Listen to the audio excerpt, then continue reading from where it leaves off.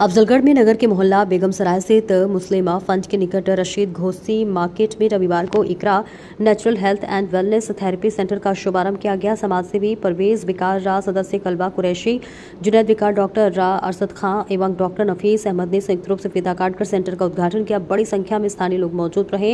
उद्घाटन समारोह के दौरान संबोधित करते हुए अरसद खां ने कहा कि बदलती जीवन शैली के कारण कई बीमारियां बिना किसी स्पष्ट लक्षण के धीरे धीरे शरीर को प्रभावित करती हैं। उन्होंने बताया कि सेंटर पर लोगों को स्वास्थ्य संबंधी परामर्श के साथ शरीर की स्थिति का आकलन करने और भविष्य में संभावित स्वास्थ्य जोखिमों की जानकारी देने का प्रयास किया जाएगा।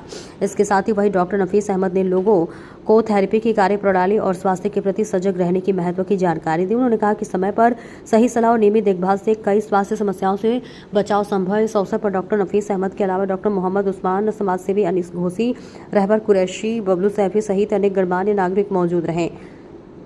उद्घाटन के बाद अतिथियों ने सेंटर का अवलोकन किया।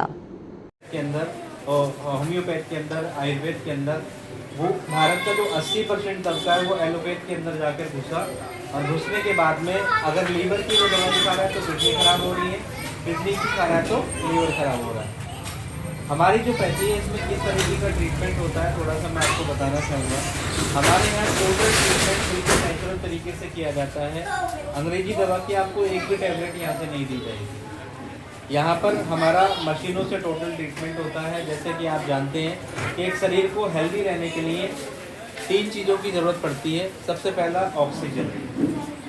आज अल्लाह ने, भगवान ने हमें ऑक्सीजन सांस के ज़रिए हमें दे रहा है। दूसरा है गुड ब्लड सर्कुलेशन, यानी कि जिस ऑर्गन्स का ब्लड का सर्कुलेशन हमारा कम हो जाता है उसी ऑर्गन्स में ऑक्सीजन लेवल डाउन होता है और उस ऑर्गन में दर्द होना स्टार्ट हो जाता है। हम बड़ी बड़ी जांचें करा के बड़े बड़े डॉक्टर को दिखाते हैं और वो उसकी लंबे समय तक फिर ट्रीटमेंट चलता है और लास्ट में भी वो बीमारी ठीक नहीं हो पाती है। तो ब्लड का सर्कुलेशन हमारी बॉडी के हर एक नस में होना चाहिए, हर एक पार्ट में होना चाहिए।